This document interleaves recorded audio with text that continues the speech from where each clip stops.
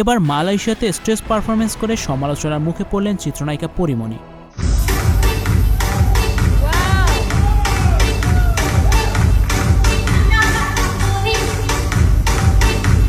পরিমণির stage performance নিয়ে নেতিবাচক মন্তব্য করছেন নেটিজেনরা।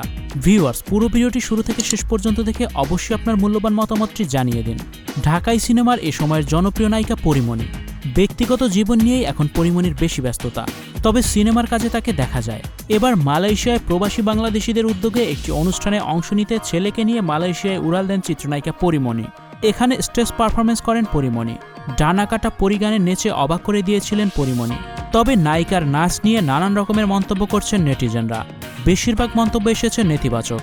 স্টুডিও 4D আপনাদের জন্য নিয়ে এসেছে শুটিং হাউস এবং শীতাতাপ নিয়ন্ত্রিত স্টুডিও সুবিধা, আছে অত্যাধুনিক মেকআপ রুম, এছাড়াও পাচ্ছেন বিভিন্ন ধরনের সিনের ক্যামেরা ও শুটিং লাইটের সুবিধা। বিস্তারিত জানতে এখনই কল করুন 01974860664। হাউসটি দেখতে চলে আসুন আমাদের ঠিকানায় সেক্ষেত্রে রোড নাম্বার 9, বাড়ি 24।